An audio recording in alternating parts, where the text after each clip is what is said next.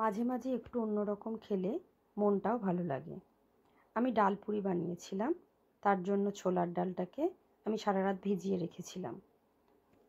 তারপর জল ঝরিয়ে নিয়ে সেটাকে আমি কিছুক্ষণ থালার মধ্যে করে রেখে পাখার হাওয়ার নিচে রেখেছিলাম, যাতে এক্সট্রা জলটা শুকিয়ে যায়। এবার আমি ডালটাকে একদম মিহি করে মিক্সিতে করে পেস্ট করে নেব। এতে জল একদম যাবে না, এইরকম একদম পেস্ট করে নিয়েছিলাম।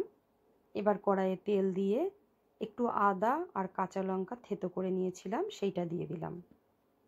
আর দিয়ে দিলাম ডালটা, যে ডালটা আমি পেস্ট করে রেখেছিলাম। আদাটা একটুখানি জাস্ট ভাজা ভাজা হলেই, খুব বেশি ভাজা হবে না। এবার এটাকে ভালো করে আমি মেশাতে থাকবো। এবার এর মধ্যে আমি পরিমাণ মতন একটু নুন, একটু হলুদ গুঁড়ো আর একটুখানি স্বাদের জন্য চিনি দিয়েছিলাম।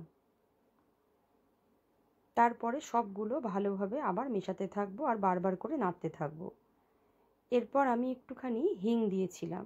হিংটা হাওয়াতে না একটু দানা মানে জমে গিয়েছিল, সেইটাকে আমি টুকরো করে ভেঙে দিলাম। আর গরমে হিংটা গলেও যাবে। সবগুলো ভালো করে আমি মিশিয়ে নিলাম।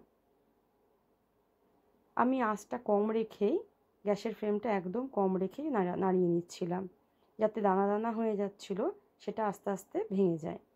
যদি একটু দানাও থাকে অসুবিধা নেই, পরে ঠান্ডা হলে হাত দিয়ে ভাঙলেই সেটা গুঁড়ো হয়ে যাবে। জলটা যাতে একদম শুকিয়ে যায় এবং একটা সুন্দর ঝরঝরে হয়ে যায়, সেরকমভাবে দেখে আমি নামিয়ে নেব। এইরকমভাবে নামিয়ে নিয়েছিলাম, একদম সুন্দর ঝরঝরে হয়ে গেছিল। আর দানাও যেগুলো ছিল সেগুলো আমি হাত দিয়ে গুঁড়ো করে নিয়েছিলাম। এবার ময়দা যেভাবে লুচির জন্য মাখা হয় সেই রকমভাবে মেখে, আর একটু মিষ্টি দিয়েছিলাম ময়দাতে, সেটা লুচিতেও দেওয়া হয়, এতেও একটু দিলে টেস্টটাও বেশ সুন্দর লাগবে।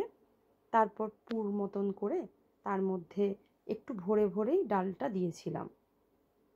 দোকানে তো অল্প দেয়, কিন্তু যেহেতু বাড়িতে করছি তাই একটু বেশি করে দিলে সেটা ভালো লাগবে। তারপর মুখটা একদম ভালো করে মেরে নেব। এই রকমভাবে সবগুলোই আমি বানিয়ে নিয়েছিলাম। এরপর বেলে তারপর ভাজতে নিয়েছিলাম। বেশ সুন্দরভাবে ফুলেও গিয়েছিল আর খেতেও খুব সুন্দর হয়েছিল। আমি একটু কড়া করেই ভেজেছিলাম। আসলে একটু কড়া করে আমার ভাজা আমার বেশি ভালো লাগে, তবে নরম করে ভাজলেও অসুবিধা হবে না, একটু যদি কম ভাজা হয়।